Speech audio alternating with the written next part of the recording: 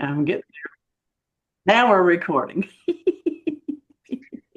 Hi, everybody. This is Crystal Clear Point Studios and in the spiritual neighborhood. And what we're doing today is happy hour. Got your drink? Yay! I Got got your drink? mine. I drank my drink. No, Um, I didn't have the results of my drink. So today, Deborah is going to talk about what she brings to the table for Miles of Smiles Entertainment. And of course, she can talk about whatever she wants to, but that's what I'm hoping she will focus on. And Matthew and I are going to ask questions. So okay. take it away, I thought you Deborah. said we were gonna grill her. Is that I thought that's what you said. No. Oh, No, she said we were going to drill me. I was all hyped up for that. I was getting drilled today. Yay. No, no, grill. We're gonna grill you. We're gonna ask you the tough questions. Oh, geez, my gosh. So, anyway, let me just say this. I've been doing a podcast on and off since the pandemic. I love that word, pandemic, started. And it occurred to me, I've never really promoted myself. I'm not great at promoting myself. I have figured that out.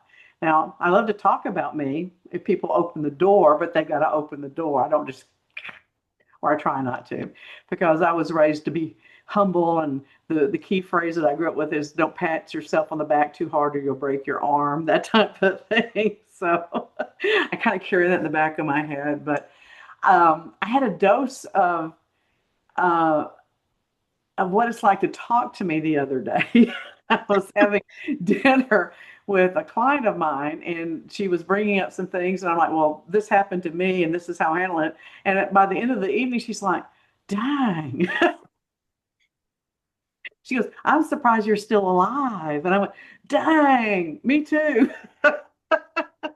Because I've been listening to myself, and it sounds outrageous. It doesn't sound real. I mean, because I think that the biggest blessing I've had is I've gotten to do things that just interest me, and somehow or another, money came in the door when I did it. You know what I mean? I, I haven't had a real job where I went to a company, they took out taxes out of my paycheck. I got a W-2 since I was like 21 years old. So my entire career, I've been self-employed. And so I've just kind of taken what I did and turned it into money, but it was not a conscious thing. So I always kind of get a giggle out of people saying, do what you love and blah, blah, blah, because you'll turn it into money. My thing is, do what you need to do and hopefully you'll get paid. Because that's what I've done. I can't remember ever really making a conscious choice of, this is what I want to be when I grow up. It's like, this is what I can do, and I'm good at it, and I know I can find someone to pay me to do it, and I need money today. Does that make sense? yeah. Mhm. Yeah. So basically, in the course of that, here's my favorite story I do like to tell about myself because I am proud of this. The voicemail that everybody uses. I was part of a think tank. I didn't even know what a think tank was when they hired me to do this. And I was one of three females, I think, and I was the youngest one in the think tank. And our job, we were hired by Honeywell, a conglomeration or a cooperation or a collaboration between Honeywell and Wayne Computer. Everybody remember Wayne Computers? What a name. Okay. Of how to take voicemail public, because at the time, voicemail was only used as internal communications between departments in the company. And Wow. they saw that it had potential, but how to turn that into potential. And I actually came up with a plan, and they funded that plan to see if it would work. And I just so happened to be pregnant with my son. And I can remember being out there banging on doors. My candle just fell off. And trying to, close contracts. And because our focus point was on contractors, service companies, plumbing companies, you know, electricians and things like this. And I'm in front of a guy that's got over 500 plumbers in his company. Wow. And I went into labor in his office. Oops. And he wanted to buy into it, but I could see he was like on the cliff. He wasn't quite over the cliff yet. And I told him I'm not leaving until you sign the contract. And I'm over here going, oh, I mean, I'm in hard labor. real And hard. he didn't want to have a baby in his office? No, he didn't want to have the baby on, so I closed the contract. So I love So that. that's a great sales technique. And I thought, you know what? I should carry a pillow with me everywhere I go. You know. Well, unfortunately, that's kind of a niche. You have to be pregnant. Well, you That's can right. fake Yeah. it. Look at all the women that fake it. You know. So anyway, in the course of doing this, I started not one but two bail bond companies because I married a man that's what he wanted to do. Um, and no, I wasn't married when I had my child. So, you know, I'm not confused here in my story timeline. Okay. So I've done that. Private investigations came next. Have done that for many, many years. Um, Started out as a volunteer for the National Alliance of Mental Illness, turned that into a career for 6 years as head of their education director. And you're like, this doesn't make sense, but it does make sense in my life because they all work together, because they're all about people and what motivates them to do what they do.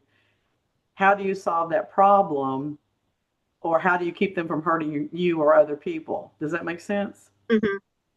And then through the type of things that I learned with the National Alliance of Mental Illness, we then wrote curriculums. I wrote curriculums. I'm not saying the role we, I had people that I was working with, and we wrote curriculums, and that got me involved in the study of communications. And I'm actually considered good at that, in spite of what you see on the podcast. And Yes, yes. yes, and so then that turned me into people coming to me for advice, and I'm like, well, you're going to pay me for my time because you're aggravating me. And I thought that would make people go away, but it didn't. So they paid me. And also in the course of working with the National Alliance of Mental Illness, I found different modalities to help people deal with stress and anxiety. And I learned how to do handwriting therapy. And through some strange events, I was gifted that program, and I now own a version of that program. And then I just wanted to do something fun, and someone said, "Come read cards at a party, you'll be fun." And they were right, it was. And so now I do that too. So, what do you want to talk about? So, but when you did the handwriting stuff, that was a big, long process. But you've adapted that to parties. Yeah, it's really interesting. I love things that have a component of science and common sense and logic, and also involve intuition and spirituality. And to me, to if you don't have a balance in those things, that things don't really make sense to me. And so, you know, handwriting is a science, but science is also how you interpret the data. Okay, you can look at a graph, and I can look at a graph, and Matthew can look at a graph, and we'll see some of the key points, but we'll interpret it differently on what the impact is, maybe. Okay, so it's the same thing with handwriting. So there was this huge big book. It was called "The Last Red Book You'll Ever Need on Handwriting." That was our original training book. It's huge, and it gives you examples of letters to look for that have key personality traits. I mean, it's huge. Okay, and there's all kinds of things. But then how do you put it together? And I found that if I took the book and then just let my mind go numb or drift, I got a picture of the person. I really struggled the first year of studying this. I got overwhelmed. I got frustrated because I thought I had to memorize all that stuff in that book, and that it had to be lined up like little tin soldiers, and it could only be this way, and that was the only way. And then when I realized that I was good at reading people, and handwriting was just an extension of the person, and I could read the handwriting, not the words, and then take the basic knowledge, that I had an understanding of that person that was very deep. So handwriting in itself in this program measures up to 350 personality traits. And this is what I love about this program. There's no judgment. So let's say that I'm looking at, and you know, and a profile takes almost 8 hours to do sometimes. They're very complicated because you'll have contradicting information, you'll have confirmation of something through different letters that go together. And so you can look at this and you'll see personality traits. None of them are negative. So if I see something that says this person doesn't always tell the complete truth, okay? Or if you want to, we'll just say they're a liar, okay? That's not a negative thing. It's what did this person go through that taught their subconscious that they needed to lie to protect themselves. Because the whole premise of this therapy is based on the concept that your subconscious has a job. It's to keep you safe. It's to keep you alive. So the things that are components of your basic core personality are the things that you've learned over the years to protect yourself. Just like a martial arts, you've learned to block, you know. That's not necessarily a normal thing you would do, but you learn to do that, and you do it enough, it becomes instinct, you know, instinctual. So sometimes if we have a person who likes to embellish on the truth a lot, they learn that at an early age because that kept them out of trouble or kept them safe. They felt the need to do that. So, and then it's like, okay, is there a trigger for that? So we're not going, oh my God, they're a liar. No, we're going, they know how to not tell the truth. Why do they know how that? And you look deeper into those layers to see what compels them. Okay. And what's really interesting when you're doing the profile with someone and you're going over this with them because they have major traits and minor traits, you'll say something like, oh, I'm not like that. And they get very offended if you tell them something that sounds negative because they're making a judgment.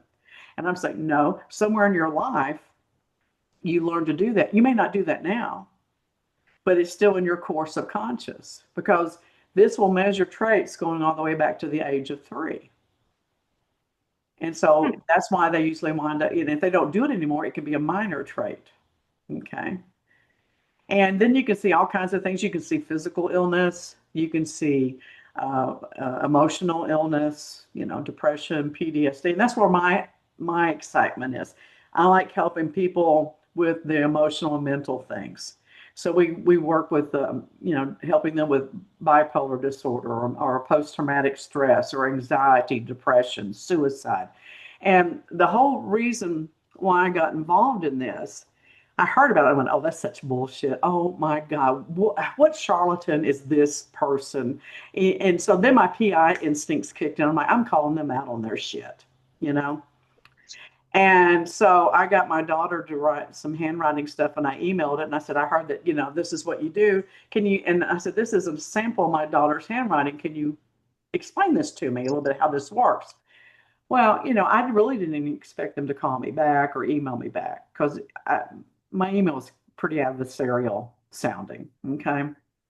She called me back within like 10 minutes. I was shocked. And she goes, I'm not even going to take time to explain this to you because you don't have time to hear it. You need to go find your daughter. She's in trouble. She's having suicide thoughts. She's cutting herself. Check the left side of her body. And she may be in deep trouble right now. I went, who is this nut? Okay. But I couldn't let it go. I went and found my daughter and she was in a crisis. Okay. However, what impacted me to go, oh my God, I got to know more is that I looked at her over physically and she had been cutting on the left side of her body. And I had no idea. And that's when I said, I got to know about this crap. I got to learn it. And so that's what started my whole journey on it. And the thing that has fascinated me over the years, because this has been what, let's see, I had to do math in my head. You know, I've had 9 concussions. And the handwriting therapies helped me with my concussions as well. So it's been 15 to 18 years ago when this first happened. And the thing is that even when I have clients that sign up to do the program and they don't complete it, they still get benefit from it. So from day one, there is gradual impact that goes into that brain, even if they don't complete it. Because my daughter never completed it, but she did quit cutting herself and she did calm her ass down for a while. And, you know, she's been off meds pretty much since then. She does use pot because she lives in Washington. I think everybody in Washington uses pot, but, you know, that seems to be a common thing there. But I saw the impact on myself. I don't do anything for someone else that I don't go through myself. So like everything that I try to have my kids go through, I went through first before I would make a decision of whether or not I thought that it would help them. And within a year after completing the program myself, before I even started my training to do it as a therapist, I lost weight. I published my first book. I was in I was in a situation where I was not happy with my personal relationships, and those leveled out. I mean, it just, and it didn't happen overnight. It all just went, and it was like a flow. So I didn't even notice that my life was getting better until I woke up one day and go, oh, my life is better. you know? Well, I know that we discussed it about picking and choosing what we wanted to learn to help people at parties in characteristics and things like that. And it went hand in hand almost with the kiss prints. Well, yeah, because what most people don't know is that, there's a book out there on Amazon, and we're all good at this because I use that book as our training process, because all of us are entertainers at parties and we all do lip print readings.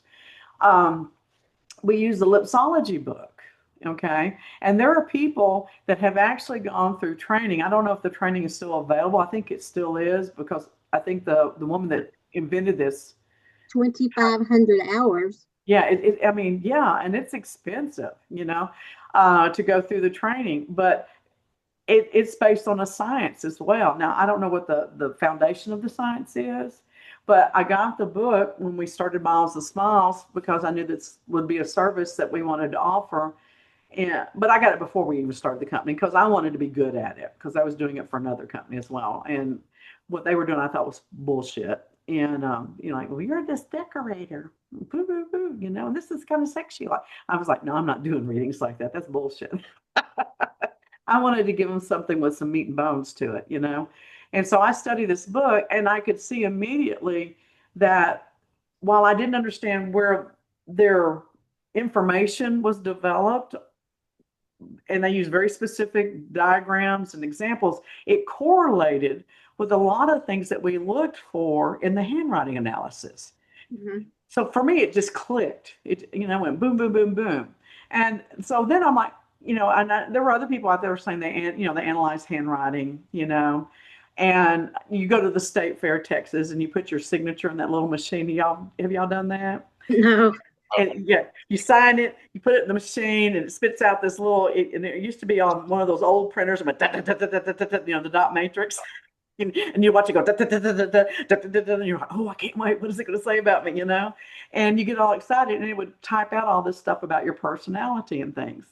And I'm like, people like this. They like to hear about themselves, even if you're already telling them things they know about themselves. The satisfaction is in knowing that someone sees who you are and understands you. So I'm like, okay, so how do I take a book this thick and turn it to something that I can do in 2 to 10 minutes?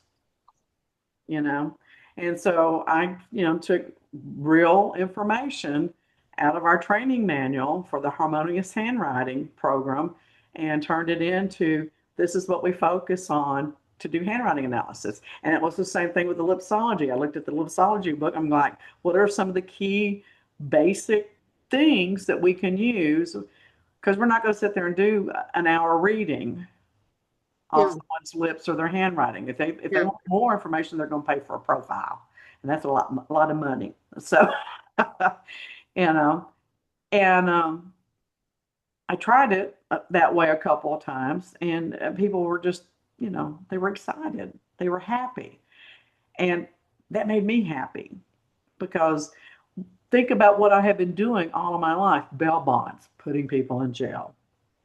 Sure, there were some good stories where people were innocent and, we helped them to have their freedom while they proved their innocence. But most of the time it wasn't that story. Private investigations. There's always a winner and there's always a loser, or there's always two losers. So you're dealing with a lot of human misery. National Alliance of Mental Illness. Mental illness is hard. It's hard on the people that have it. It's hard on the friends. It's hard on the family. And I've spent a lifetime trying to be a positive in a world of dark. Not to be overly dramatic, but it is dramatic, and to be encouraging. And now all of a sudden people are willing to pay me to make them laugh and to say wonderful things about them and to make them feel good. And I Mhm. mean, it's like a drug. It is. You feel so good when you do it, you know. You two know, you've done it. What am I talking to y'all? Well, it's kind of we kind of go with the encourage, empower, and enlighten when we talk about entertainment, because we're not there to say gloom and doom things. And I would never tell anybody anything negative that I wasn't their main reader, that I'd read for them an hour or 30 minutes and that we had a rapport. Well, I'm going to tell a story on Matthew because it's my story too, and other people have said the same thing. So I called Matthew up and I'm like, Matthew, you want to read lips? He goes, hell no, I don't want to read lips. Well, I was the same way the first time I heard about it. I'm like, how stupid is that? And I've had other people tell me that. But come on, tell me, you've done it now several times. Doesn't it feel good to see the reaction that you get off the lip prints? Absolutely. I mean, it's, and it's great because, people can, well, they really see themselves. They're like, yeah, that is me. That is me. And I even love the fact that, when guys come in, and they put on the lipstick, even just having fun or whatever it's like that, is that they get something out of it too. So this isn't lip reading just isn't for girls anymore. It's like the guys can get into it too. So yeah, at first when you told me, I was like, Yeah, it was that look okay, completely. okay, Deborah, yeah. But yeah, I mean, now that I've learned it, and now that I've done whatever we call it, engagements, it's a lot of fun. But it's exactly what you said. It kind of gives them something to be seen by. So Well, and it's even fun before we even do the reading. That's what I like about it too. You immediately engage with the person, whether it's handwriting or lips. And so with the lips, they got to put the lipstick on and they get to keep the lipstick. And then we have our little thing that we say to them to get them to do a good job. Because you know what? It's amazing how people are like, how do I kiss this card? And the one yeah. that always cracks me up is when they take a piece of, you do this, you know, 9 times out of 10, they'll do that. And then you have the one who go, and they want to put it sideways, and you're like, no, stop. And so they have fun, especially you have two or more at your table at the same time. They have fun putting the lipstick on, looking in the mirror. They'll sit there and argue with me about the color I'm giving them. Oh, no, I don't wear that color. I'm like, well, you do now. Trust me, when you put this on, I never give anyone a bad color. It may not be your usual color, but it's a good color. Oh yeah, look at, ooh, my eyes just pop. They look so good, So they're having a good time before we even get to the reading. And it's the same thing with the handwriting. What do I say? I don't know what to write. Oh my gosh, and they have to hem and haw around and we just joke back and forth and then we have a good time with that. But our job is to move them on quickly, so we do it quickly. But we have a good time. My thing that I love personally, God help me, is that the men will do it, especially if they had a glass of wine or a beer. Mhm. And they'll always go, I want a dark red. And they want to put on the darkest, most, I can't use that word, that's not a nice word, most obscene color. That's a good word. Obscene color they can find. And then they put it on like the Joker. It, Uh, with me going, don't put it on like that. And they'll still do it anyway. you know? And then they realize how they look after we've done the kiss reading. They go, well, do you have a tissue? And I'm like, no, you have to go kiss somebody. You have to kiss it off. So then we have a whole nother little round of laughter yeah. and fun going on. And I don't know, I enjoy it. They enjoy it. And I have literally had people come back a year, 2 years later and have their card in hand going, I have kept this. And when I heard you were going to be here, I brought this to show you that I kept it. You know, that's worth $1,000,000 to me. It really is. Well, and what's funny is you probably could tell them the very same thing that from 2 years ago. Oh no, they'll tell me if I did. God help me if I do. Ooh, no, they'll remember, and but the thing is that I know because all of us have a really great gift. I know that while we all have studied this basic scientific based information, we also bring our intuition to it as well. So to Right. me, I love the freedom of these readings because they don't know what I'm looking at. Yeah. you know, they don't know what I'm basing what I'm saying. And sometimes I'll just get an idea going, this person needs to hear this. And so I say it, you know. Um, and do I see negatives? Yeah, I do. But I don't tell them that. I figure out a way to address that negative into a positive affirmation or encouragement. Mhm. Um, ask me if I've ever freaked out. Well, I know you have, but how do you handle it? Very well. No. um, so you can see in handwriting, once you've had a lot of practice, you can see things such as sexual deviancy and violence. There's such a thing as called the felon's claw in the handwriting, that type of thing. And sometimes you see that in handwriting. And I considered that to be, I used to not know, I used to not, let me just say that I used not to be comfortable with that. Okay. Because it throws you off a little bit the first couple of times you encounter it in Mhm. a non therapeutic fashion. I now consider it a blessing because now I get to do something to encourage that person or to say something that maybe they've never heard about the positive side of them, planting that seed. And it can sound something like, I can see that you feel things passionately, but you're learning that sometimes you don't want to act on your feelings. And that is such a wonderful sign of spiritual growth, you know? So, there's not anything out there that you can't figure out a way to do in a positive fashion, no matter what you're dealing with. And I think the only reason why I'm able to do that is that I had to deal with so many criminal personalities in the bail bond business. Mhm.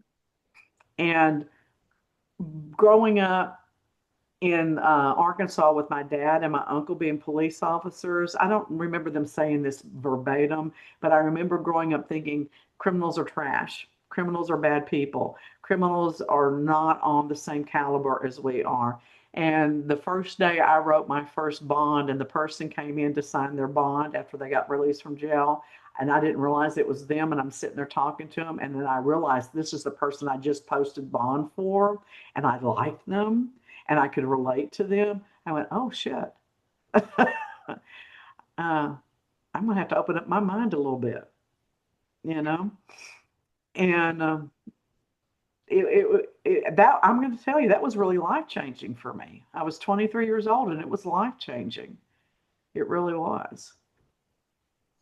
So, when you started reading for an entertainment company, did you do cards first?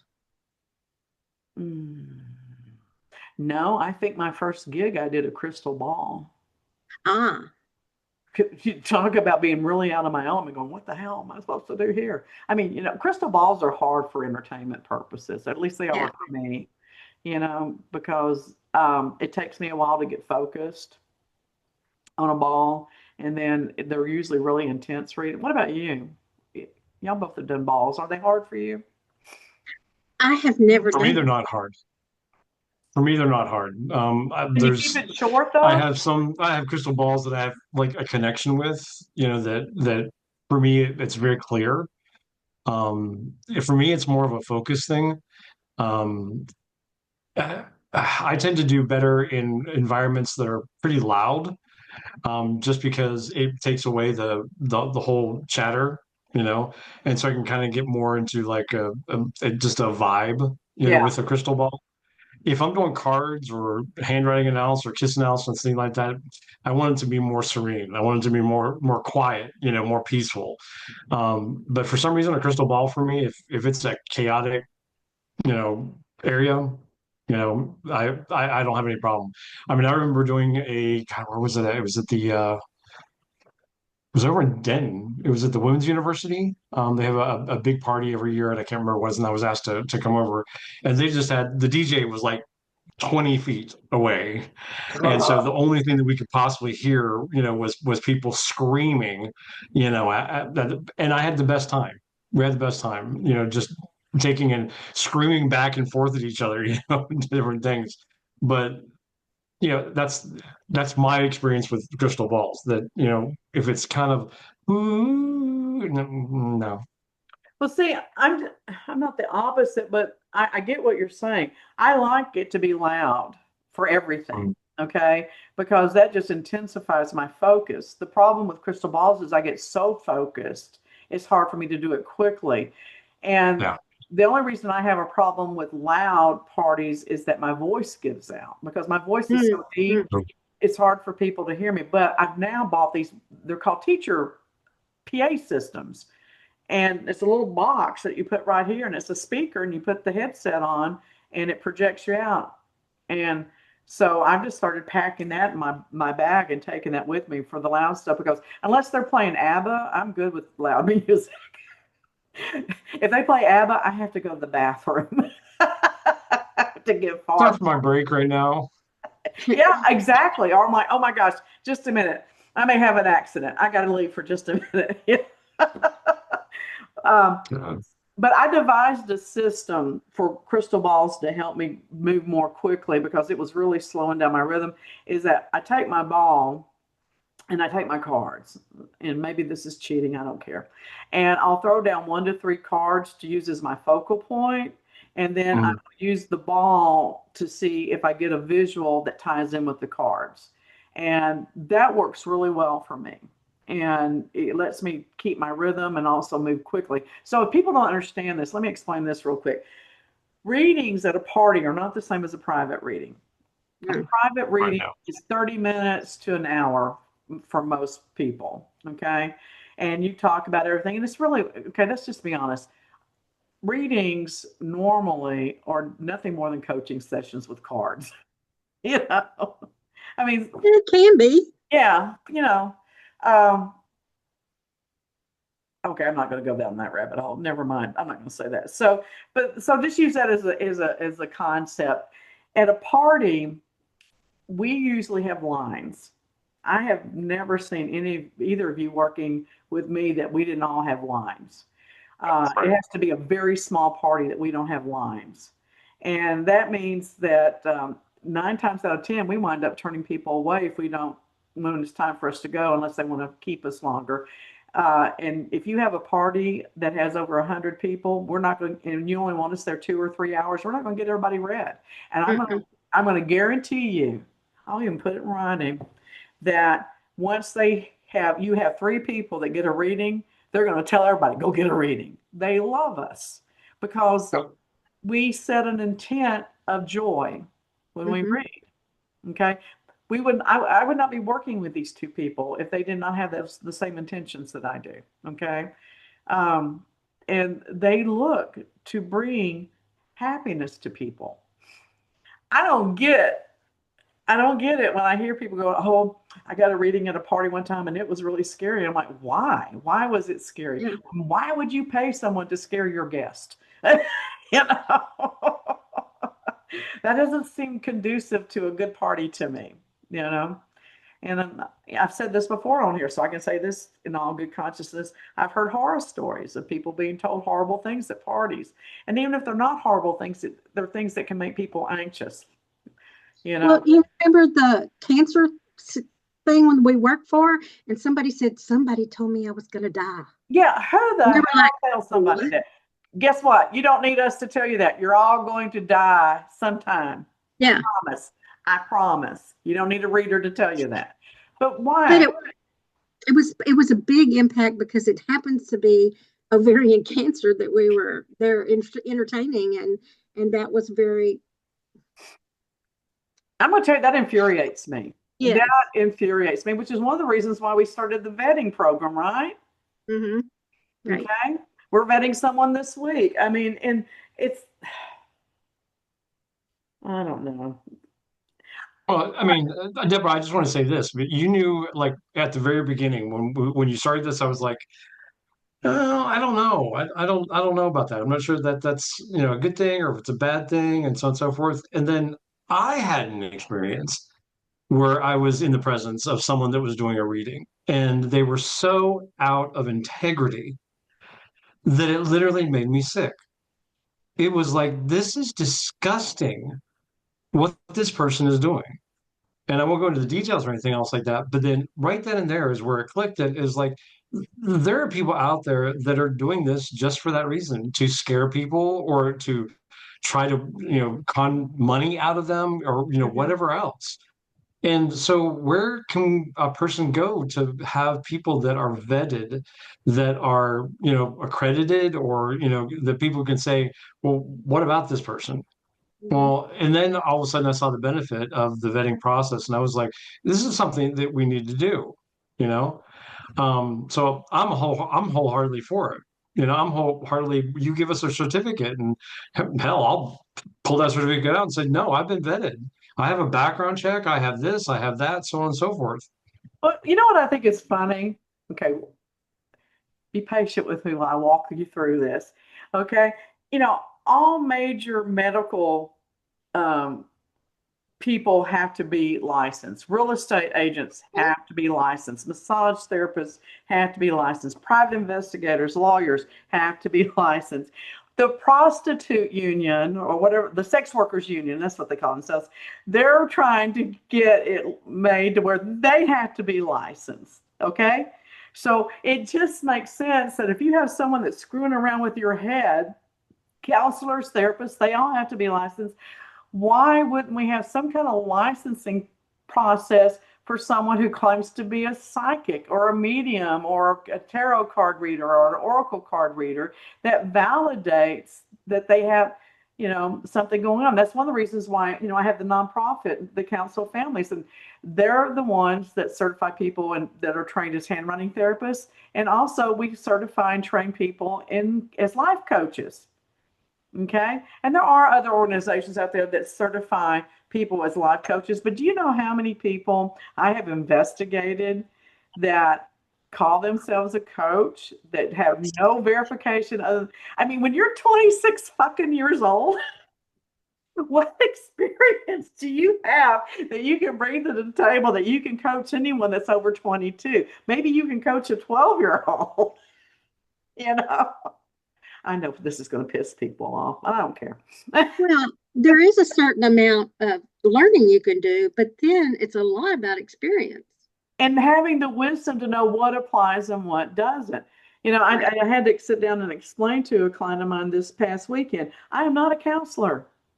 I am not a therapist as far as talk therapy. Okay. I do hypnosis and I do coaching. A coach helps you to figure out what the hell it is you want to achieve in life. So you define your goals and then what you need to achieve those goals and where you can go get what you need that you don't have to achieve those goals, and then hold you accountable for doing it. And do you know that I fire a lot of my clients because they won't do the work? I'm not wasting my Wow. time. I'm not a paid friend. I'm not. I don't like people that much. You can't pay me enough to be your Well, Deborah, when I started reading cards, I used the tarot. And then I went to an oracle deck, a Norman. Lenormand deck. And then when we did our cards, I don't use anything else but the oracle deck that we designed. Yes, I love our deck. And to me, there's so much flexibility with that deck. And if you can read our deck, you can do anything. And that's the whole point of the Well, deck. It's a simple deck. And Luann, they can get that deck at the ancientherbalapothecary.com, right? Yeah. Did you yes, put but that up there? Yeah. right now the inventory is zero. No, son, I Okay. got a few more. I got a Do few you? more. Okay, so I have one and Deborah has a couple, And we can but order some more. we are going to redesign them and make them tarot card size. We A think. little larger, a We little think. larger. We think. At this point, I don't care. I did. You know what I realized after I had this dream that I had a conversation with Chat GPT with about the other day? It's not about how they look. It's about what they mean. Yeah. Mhm. Okay. And if seriously, you know what Chat GPT said? If people are going to bitch about the fact that they're brown or whatever color it is in the background that they are, they're not interested in learning to improve themselves. They're looking to bring you down. Get the fuck away from them. Didn't say it quite that way, but I knew what it meant. So Well, I do think the brown is kind of, yeah. So we did change it to a tan, which lightened the whole mood. yes, But I y'all want love to, tan. but I want to do it in a blue Yeah, or blue green. yeah, blue green would be good. So we may have to change companies and stuff. And frankly, I just don't have the time to research that right now. I got my hands full with everything else. So I'm dallying in it. Okay. yeah, she's taking care of it. And when she gets it done, she'll call me and tell me, and then we'll do it. So I'd like to figure out a way to sell them on Amazon and take the pressure off us to where, I can do that. you I know, can help you with that. so, I Didn't know they it's at the say? store, but we still have to do the shipping. I don't want to do the shipping. I want them to be able to order it and Amazon ships it and does all that crap because I don't have time for that. I'm not.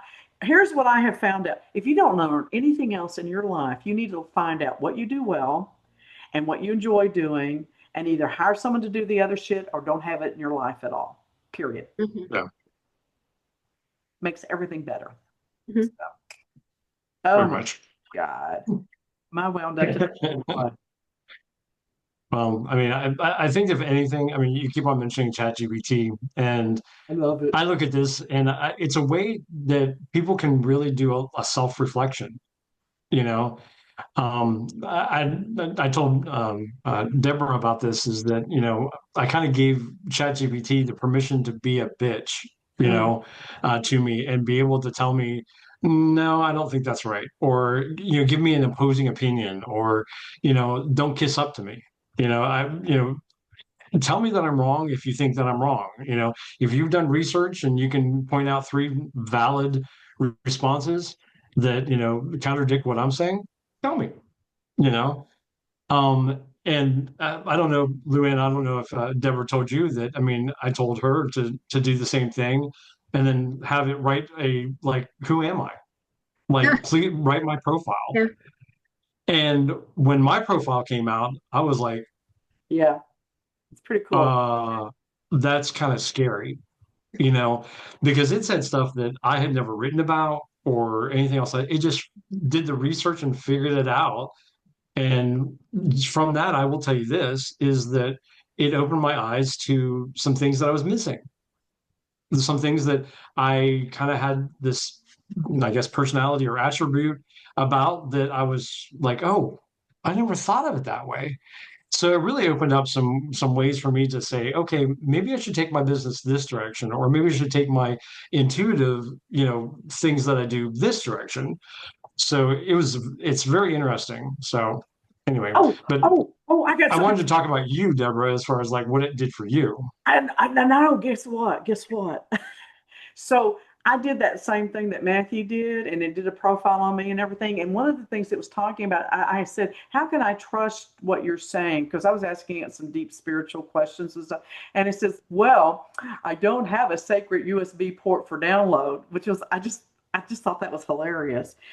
And I don't remember what all it said, honestly. I have to go back and look. I have some short-term memory loss because of some head injuries. But I had someone write me and ask me if that post could be used in their sermon at church. And it's one of the largest and oldest churches in Dallas. Wow. And I'm like, wow, wow, wow, wow. So I am really interested to see what is said, how that's incorporated. They may say it's the devil. I don't know, but they thought it was impactful enough that whether they use it or not, they at least asked for permission. And I was Mhm. like, that's incredible. And it's not a Baptist church. Okay, I'll just tell you all that.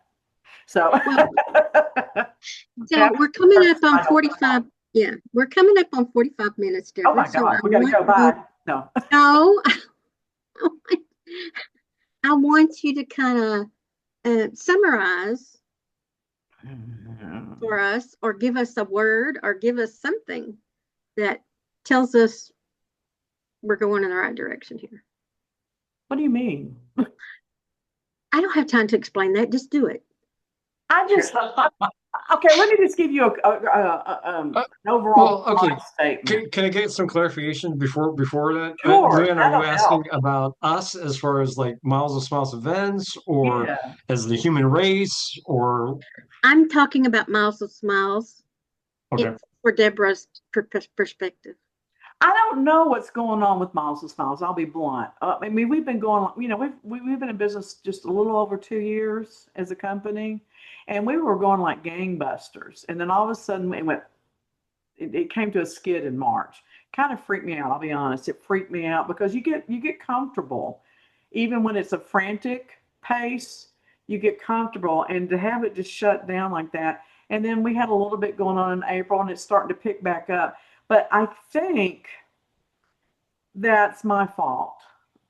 If there's a fault, or it was for my benefit, I think that's better. It's for my benefit. I needed some time to think, and I needed some time to get some clarity about what is my next part of life, because I'm old. People, I'm old, you know? And I think that the word is going to start spread that we are truth sayers with a positive truth. And Mm-hmm. I think that that's going to start being more important to people, and that we will be seen more than just entertainers. And I mean, it's not going to happen overnight. I think this will take a year, 2 years to start, you know, getting recognized more and more. But it was said to me the other night that you're not really an entertainer, you're an encourager. And I went, wow, I like that. Good. I like that. Now, I don't see anybody going to Google and going, I need a DFW encourager. So I have incorporated some new keywords in our searches: DFW fortune teller, Dallas fortune teller, Texas fortune teller. So people that don't know any better can find us for their parties. And, we're starting to get a little placement in the Google searches and stuff. I'm committed to growing this in that whatever way I can. And you probably don't want to hear this, but I'm asking God, just tell me what the hell you want me to do, and I'll do it. I quit telling him no a long time ago. A long time ago. I used to say no a lot, and I quit.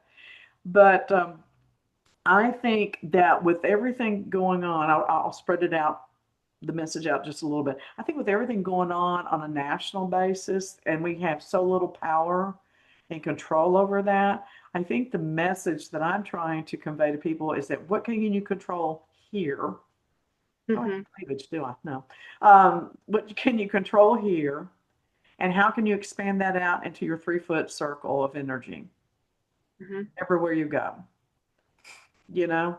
And I'll tell a story on myself to convey this. Scott and I love to go to the movies. We spend a fortune on popcorn and candy, and they don't ever have the candy I like. So we stopped and we got candy, and I threw it in my purse. We go to the movies, and they got security there. They always had security there. And he warned you, and they had the police there that night too, because this is uh, um, they have video games and all that shit in the restaurant. It's a big place. And he goes, I got to check your purse. And I'm like, shit, I didn't think about that. And I open up my purse, and there's my candy right on top. He goes, now, you can't bring that in here. And I'm like, okay. And so Scott's grumbling a little bit, and I'm just a little embarrassed because I feel like a 12-year-old getting caught sneaking into the movie theater. So I took the candy back to my car, but I came back and I said, I would never do anything to get you in trouble. And I'm real sorry, And I just think that we have to think about how our shit affects other shit, And if we do that, and I could have gotten mad. I could have thrown a hissy fit. I could have gone back to the car and stuffed it in my bra because there's a lot of room in here for that, and all that stuff. I didn't. I just threw it in the back seat. I came in. I bought the candy I don't like. So it's just how do you affect people? And, and are you leaving them with a bad taste in their mouth? And if you are, stop it. Does that make sense? Well, I think that sometimes what we do affects other people and has unintended consequences, and it's not something we really think about. No, but I'm going to tell you right now, if you come to me saying that you did this and it hurt me, and Luann's been on the other end of this, if I feel like I was wrong, I'll own it. If I don't feel like I was wrong, I'm like, I'm sorry you feel that way. Get a hold of your feelings, because I told you the truth. And I did what was in the best interest for everybody involved. And Luann's seen me do it. She knows I'll do it. So it's not about going around being apologetic and kissing everybody's ass. It's about knowing what is important to you, knowing what you believe in, knowing what you stand for, and standing tall in it. But if I did something stupid and I'm like, you know what? If I had put 3 seconds of thought into that, I could have said that better. I could have done it better. Or I will say, I couldn't have done that better, but now you've showed me that maybe I have an alternative. Just own the situation, period. And I will tell you, if I hurt your feelings and I don't care because you have pissed me off and I have been telling you this and there was nothing that I did wrong, you just took it wrong, I'll tell you that too and tell you to pull your big girl panties up. So, Don't even tell me to pull my big girl panties up, okay? So he's got to put them on first because he goes commando. Oh, so, Look at my so precious Matthew, baby behind me. so Matthew, tell us how our audience can find you. Well, you can find me at matthewapierce.com, and my email address is like right down here. It's matthew@matthewapierce.com. And he does many, many things other than the entertainment, and he does websites and entertains us with that. Yeah. And you can You reach teach classes too, don't you, someplace? And say that again, Yeah. sorry? You teach classes. Teach Miracles classes. of Joy classes. Hello. Yes, I Yes. do. I don't know. There was a disconnect between, I don't know, but yeah, I do definitely teach classes at Miracles of Joy over in Louisville. I am just about ready to launch something new that I've partnered up with some very exciting people. Some of them that you all know. That's We the like Academy them? of Metaphysics. Do we like Oh, them? you love them. You love them. Okay, let me put it that way. You love them.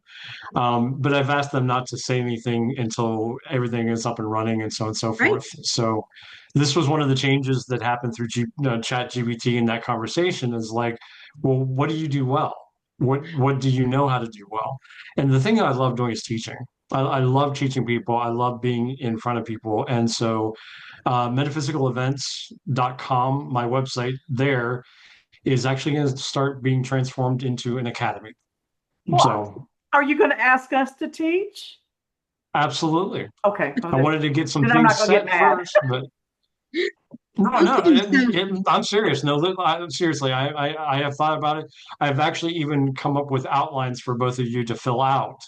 Oh So my God. like what is it that you want to teach, and what mhm. class structure, how do you want to, etc. So yes, I've already thought about you all. Can I teach people how to be a dominatrix? You No, can. You can, no. because I think that, you know what? Why not? It's role playing. Why That's all not? it is, role playing people. Okay. So you can reach me at Luann at ancientherbalapothecary.com. And Deborah, where can they reach you? Oh, please don't reach me right now. No. You can see that name right there on the corner of my thing, Deborah Colleen Rose. Just put a gmail.com on that and you can reach me. If you need investigations, coaching, handwriting therapy, entertainment, or if you just want to email me and tell me that you think I'm a nut, I don't care. If you want me to pray for you, email me. Okay. If you want to ask me a silly question, I'll tell you it's silly, but I'll probably answer it. Email me. Okay.